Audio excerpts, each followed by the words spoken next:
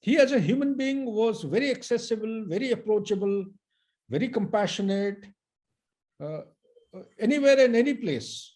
As ADG PS or when I was commanding Eastern Ladakh 3D, where the present nuances are evolving, or Deputy Commandant Army War College, whenever he came, particularly those classified information which could not be shared in the public domain, the Indian citizens don't know how much of hammering we do to the Pakis along the line of control. But he used to come and take our classified session, show us the spike missiles which are actually knocking them off along the line of control.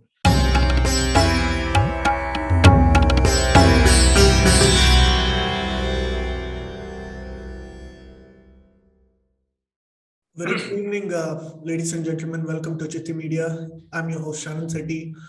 We were supposed to begin this conversation on a very positive note and discuss the nuances of India's national security strategy, but we've just heard the tragic news coming all the way from Tamil Nadu, where several members of our armed forces have unfortunately succumbed to a very tragic helicopter crash.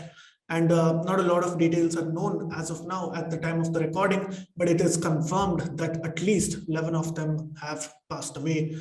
Joining me today for a conversation is General Sudhakar Jee and Mr. Jaideep Saikia. Namaste, a very good evening, gentlemen. How are you? Namaste. Thank you so much. And thank you, Sharon, for inviting me to your channel. And I wish you all the best. I have been watching quite a few of your video clips and very well done. Great going, good show. Thank you so much for your kind words, General Sudhakar. I mean, first of all, let me take a moment to give my humble pranams to you and all the people in the armed forces for the seva and the sacrifice that you've done to this country. So thank you so much. It means a lot coming from you. Means a lot. Thank you so much. General Sudhakar, if I may ask you, sir, you have known the late CDS for a very long time. And in fact, you had an interaction with him very, very recently. How do you recall him as a person? How do you know him, sir? It's a very simplistic question, but very difficult to respond because in soldiering, we are committed by life. You know, our way of life is revolving on interpersonal relationship. That's how the camaraderie and the team building is given due impetus. He as a human being was very accessible, very approachable, very compassionate, anywhere and any place.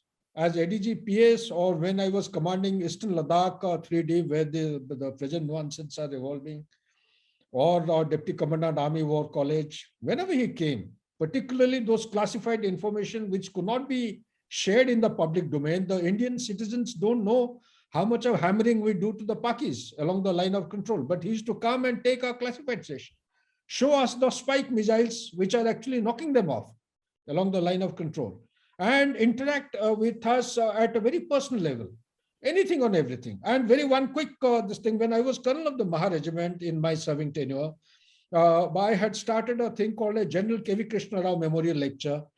General and Mrs. Rawat, they had gone to Russia on a tour. Believe you me, they came flying back, 18 hours of flight. We thought the program or the event would start late.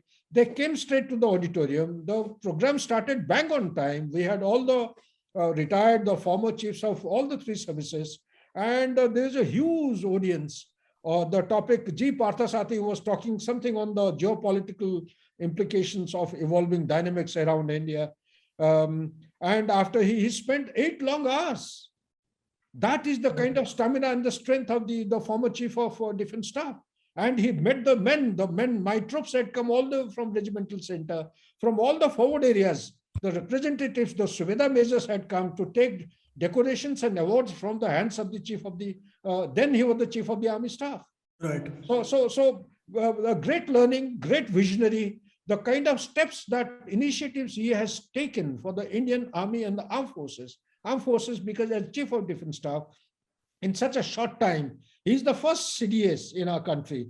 There are, I would say, major milestones in the process of reformation of the entire, not only armed forces, but entire nation building, I would say. Right. It takes the major share of that pie of the credit that goes to him. Right. Back to you, please. And to what extent do you think we need to be worried? Because especially since there is a sudden upset And we are at a confrontation directly or indirectly with a Sino-Pak nexus, which has been very aggressive at the border. To what extent do you think this will disrupt the current ongoing strategic plans? You see, in armed forces, you know the structure, you see the hierarchy is so beautifully structured. There are layers after layers. If one layer is collapsing or giving up or for some reason is non-existent, the second layer, which is actually overlapping, takes care. Right. So therefore, towards that end, I would comment, this is my personal view. I don't think I'm wrong in my assessment and analysis, but there are people who are well informed, who are absolutely gone deeper into the issues, know the nuances of the new things which have come about or in the mid course of being implemented. Nothing is going to happen. Nothing will get disrupted. That's how the armed forces is called as one of the beautiful, seamlessly integrated organization. Right. Back to you. Jaideep Ji, even you've interacted with the former CDS very closely just a few days ago. Could you tell us a little more about this? Yes, Sharanji. In fact, first of all, I must tell you that this is a great loss for the nation, for the armed forces, which he has been ably giving lead to. And personally, it's a loss for me because I was somewhat associated with the late general. As a matter of fact, he came on the invitation of the Assam Police to Guwahati, from where I'm speaking to you, on the 23rd of October this year, and gave a lecture, a memorial lecture in honor of the Assam Police martyrs, alongside the ambassador to Bangladesh, Vikram Doraiswamy. And then we interacted after that. And I say that, and I echo what General Sudhakar Ji has said, that here was a man, a visionary, intrepid officer. He was a Gorkha officer from the 511 Gorkhas, and he was commissioned in 1978. But he led his men in whatever capacity he was with great determination and forthrightness. And that actually took him right to the top. As a matter of fact, he was no stranger to even the Northeast or the Eastern sector.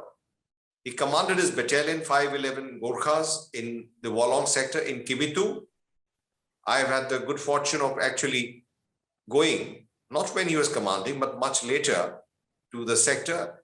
It is a little bit of an inhospitable terrain, but the manner in which any commanding officer, whether it was General Rawat as a full colonel, as a commanding officer at that point of time, and anybody else, would have had to have a great grit and determination, because it immediately faces China on the other side. It's a mirror, as it were. So I think, the loss is an irreparable one.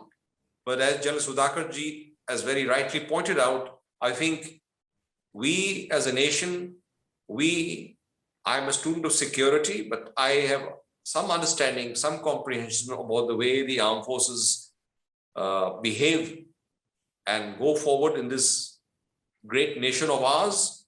And his void, although it is tremendous, it is irreparable, but the show will go on, and I'm sure the Indian Armed Forces and our system will find a replacement for him very quickly. And so there is nothing to really worry about. I want to, through this channel of yours, tell the people of India that, we are in good hands, because the training which he has imparted to the second rung of leadership in the armed forces would be as able as he is. Right. He was. While I'm at it, may I ask you what kind of a significance and importance did CDS Rawat Ji bring in with the creation of the entire post itself, because it's supposed to be revolutionary? I think I'll answer. Yeah, it's a very intelligent question you have asked, Sharon, and it has got tremendous implications at the national and international level. You see, CDS as a structure maybe there are many nations which have gone in for this structure of CDS. Right. And all these nations, particularly the US model, when we talk of, US itself took almost about, I think, 49 or 51 years to have things in perspective. So it's not that easy, getting 3 services. And now there will be a 4th one and the 5th one and the 6th one, like cyber and space adding on. Getting them together onto a common ground, common parameter of operational paradigm is a very tall order, because each service has its own perspective and requirement. It's very important for each other to understand. Towards that end, he, going by the evolutionary process of this very concept at strategic level, the CDS is generally perceived and understood. That is how it is being applied. The CDS is supposed to be the operational command. Okay. Right. In most of the countries, in the chiefs, because my statement should not be misinterpreted at any level by any audience. It is just my personal understanding, because I have been a member of this study group, which gave a strong recommendation. Based on that study, this is being implemented. The chief of the army, or the chief of the air, and the chief of the naval staff, as we had proposed at that point in time, having examined the pros and cons, they're supposed to be responsible for training and preparing the combat units for the combat. The operational command of all the 3 services, they will all converge at a point which will be headed by the CDS. Now, whether the CDS, because for time, if US, a superpower like US, took 50 long years to have its things placed in right perspective under a CDS, you can well imagine we have started so many years late. Okay, so you can add on. Maybe we can accelerate the process, because the threat is very, very, I would say, imminent from all the sides. I'm not talking only about Western and Northern. I'm also talking about those invisible threats which are already playing havoc in our civil society today. Cyber, space, pandemic, the biosecurity. Okay, such like securities I'm talking about. So therefore, what I'm coming to is that the CDS, going by virtue of its responsibility, it is evolving, it is not yet crystallized. It is supposed to be part of the Department of Military Affairs. Going by the seniority of the appointments of the existing hierarchy, the present chief of the army staff is the senior most. I personally feel the seniority must be given its due importance and weightage. A nation mourns in grief as we've lost our brave Jawans. And I hope all the people who've lost their lives today attain Sadgati. And of course, condolences to all the families of the bereaved. Please remember to subscribe to us and switch on the notifications for this channel. For our other social media links, more content, and to support our work, please visit citti.net. धन्यवाद, नमस्कार.